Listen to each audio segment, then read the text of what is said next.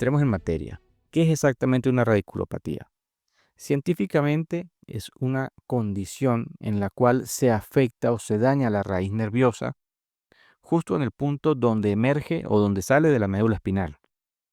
Esto cuando se trata de un problema estructural de la columna que daña el nervio. Sin embargo, también tenemos los casos donde los problemas metabólicos van dañando a esta envoltura del nervio. Imagina que tus nervios son como cables de fibra óptica de alta velocidad. Estos cables o estos nervios están protegidos por una capa de grasa llamada mielina, que funciona como el aislante eléctrico, que facilita esa transmisión del impulso nervioso.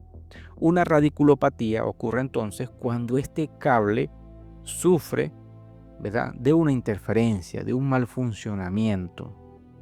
En términos clínicos hablamos de un proceso de compresión o de inflamación que altera la conducción de estos impulsos eléctricos. Cuando la mielina se daña o el flujo sanguíneo hacia el nervio se interrumpe generando isquemia, que es como un infarto, la señal que debería llegar de tu mano al cerebro o de los pies al cerebro llega de forma distorsionada.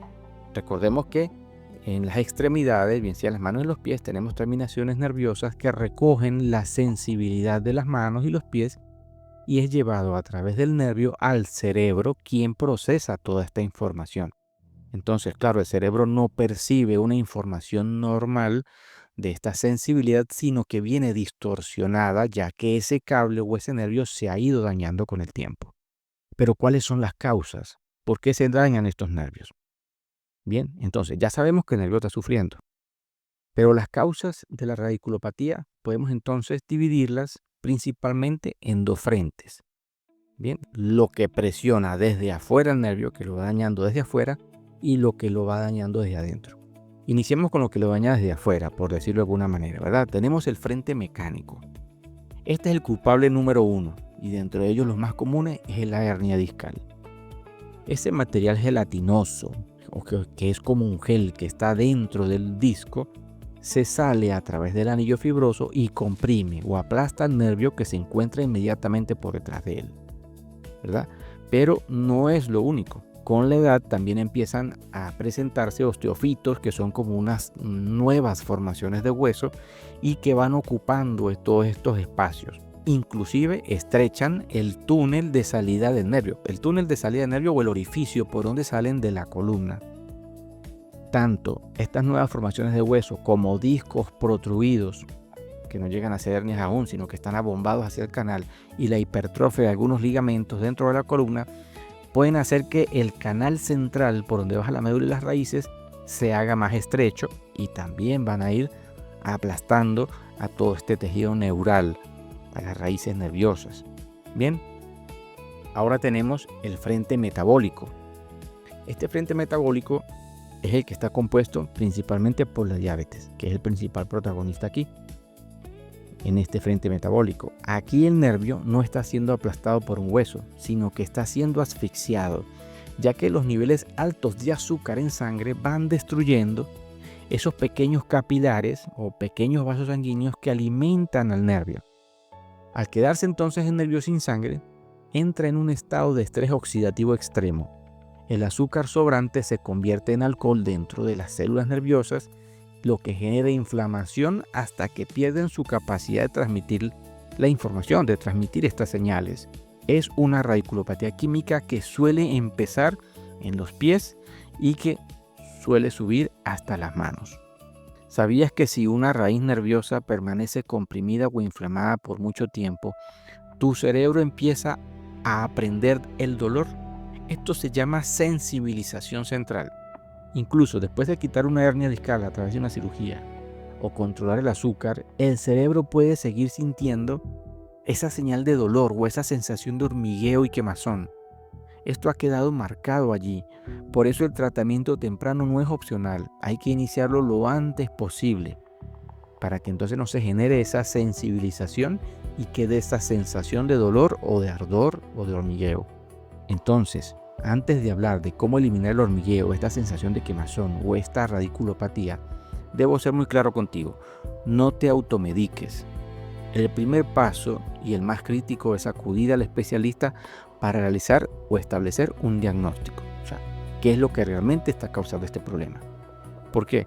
Porque un adormecimiento en la mano puede ser desde un simple túnel carpiano hasta una hernia discal severa que ponga en riesgo tu movilidad. ¿Por qué tu movilidad? Porque puede estar dañando la médula espinal y esto hay que tratarlo lo antes posible. También puede haber un trastorno metabólico severo que puede estar colocando en riesgo tu vida. Por lo tanto, es importante acudir a la evaluación por tu médico especialista. Necesitamos entonces algunas herramientas como pueden ser resonancia magnética para ver la estructura de la columna, qué es lo que está generando esta situación desde el punto de vista estructural, la electromiografía para medir qué tan severa es esa alteración de la conducción nerviosa y algunos exámenes de sangre para evaluar algunos parámetros fundamentales y establecer si se trata de un problema metabólico o no. Sin un diagnóstico claro podrías estar tratando un problema químico como si fuera mecánico o viceversa y lógicamente perdiendo un tiempo valioso para tu recuperación. Ahora, ya una vez que hemos establecido el diagnóstico, el tratamiento convencional suele enfocarse en 3 pilares fundamentales. Primero, una farmacoterapia inicial. Por lo general utilizamos antiinflamatorios no esteroideos para bajar la inflamación aguda. También podemos agregar neuromoduladores, como el caso de la gabapentina o la pregabalina, para calmar esa señal de dolor que está transmitiendo el nervio. Y dentro de este manejo farmacológico inicial, se puede tratar la causa metabólica de ser el origen del problema. En segundo lugar, tenemos la fisioterapia, que es vital para mejorar la movilidad y realizar descompresión manual. Todo esto lo realiza el médico fisiatra. Y en tercer lugar, la higiene de la columna, o sea, la higiene postural, que es una de las causas más importantes porque solamente con corregir la postura en muchos casos he logrado ver cómo mejoran mis pacientes. Pero esto depende mucho de la disciplina.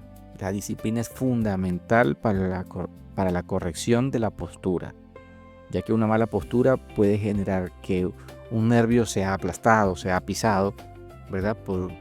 Por estar sentado de mala manera, entre otras. Sobre todo en jornadas laborales extensas o aquellas personas que están constantemente sentados en un computador, frente a un computador, entonces la higiene postural es fundamental. Sin embargo, hay un problema. Muchos de estos tratamientos solo calman el dolor, pero no reparan el cable dañado o ese nervio dañado. Y es aquí donde entra la parte que la mayoría desconoce. Y es importante tener en consideración lo siguiente, y a la vez lo podemos emplear como un dato curioso. Muchos pacientes llegan a la consulta con una radiografía, con una plaquita de rayos X, que aparentemente está normal. Y el paciente dice, a mí han revisado el estudio y me han dicho que no tengo nada. Lo que no saben es que los nervios son invisibles a los rayos X, no se pueden ver en rayos X. Igualmente, es prácticamente imposible ver un disco intervertebral en una rayos X simple. Y a pesar de esto, pueden tener un nervio completamente estrangulado por una hernia discal o por un disco que ha sido protruido. Y la radiografía se va a ver perfecta, porque ella solo muestra hueso. Por eso, si tienes síntomas y tu placa salió bien, no te confíes de ello. El problema real está en el tejido blando que no se puede ver a simple vista en una radiografía. Hablemos de un tema que ha generado mucha controversia, la pregabalina. Si entras a los comentarios de cualquier foro médico, verás una guerra de comentarios, como ha ocurrido con un video que he publicado en otras redes sociales y que ha generado una controversia increíble. Muchos pacientes describen a la pregabalina como lo peor que le ha pasado en su vida. Describen mareos, visión borrosa, una sensación de neblina mental insoportable, entre otros comentarios.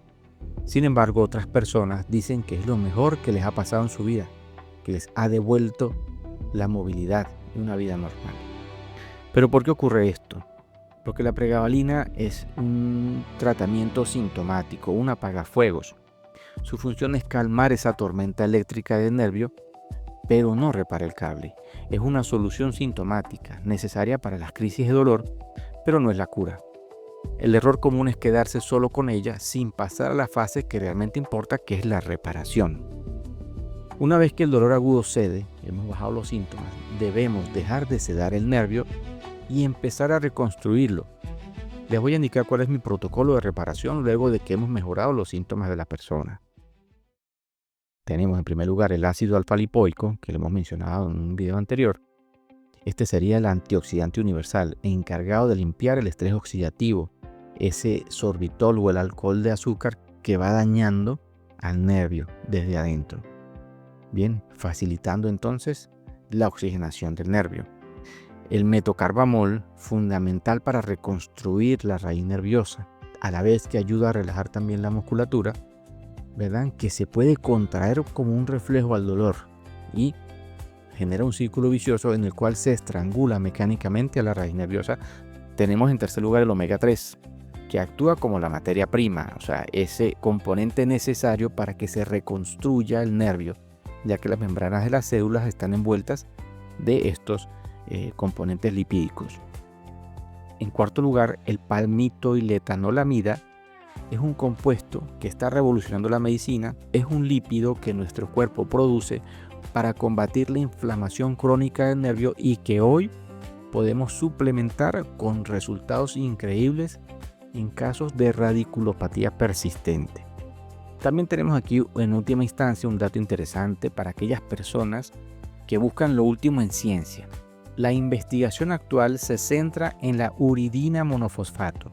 Se está estudiando cómo este nucleótido ayuda a regenerar físicamente la vaina de mielina o la envoltura de mielina del nervio a una velocidad mucho mayor, ya que reparar un nervio es un proceso muy lento, apenas de 1 milímetro diario se va construyendo el nervio, pero con estas herramientas le damos al cuerpo el material necesario para que el hormigueo no regrese nunca más. Ahora, si no presentas alergias o sensibilidad a estos componentes, la dosis clínica que la evidencia sugiere para la reparación efectiva son las siguientes. En el caso del ácido alfa-lipoico, 600 miligramos al día. En el caso del metocarbamol, puede estar entre los 500 y 750 miligramos 2 veces al día. El omega 3, entre 1000 a 2000 miligramos al día. Todo esto va a depender también de la severidad de los síntomas. El palmitoiletanolamida, 600 miligramos, inclusive 2 veces al día. Y el uridina fosfato, que está todavía en procesos de investigación para muchas condiciones, puede recomendarse de 50 a 100 miligramos al día. Recuerda que aunque estas sustancias son seguras para la mayoría de las personas, cada cuerpo es un mundo, cada persona es distinta. Estas dosis son orientativas y deben ser validadas por tu médico tratante, especialmente si estás tomando otros medicamentos, bien sea para la presión, para la hipertensión o para el azúcar. La radiculopatía no tiene por qué ser una sentencia de por vida.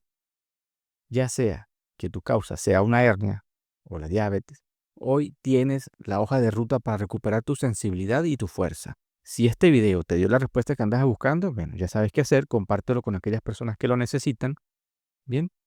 Y suscríbete si aún no lo estás. Yo soy el Dr. Saúl Rosales Rangel y repito, espero que este video te haya sido de ayuda y nos vemos en el próximo video.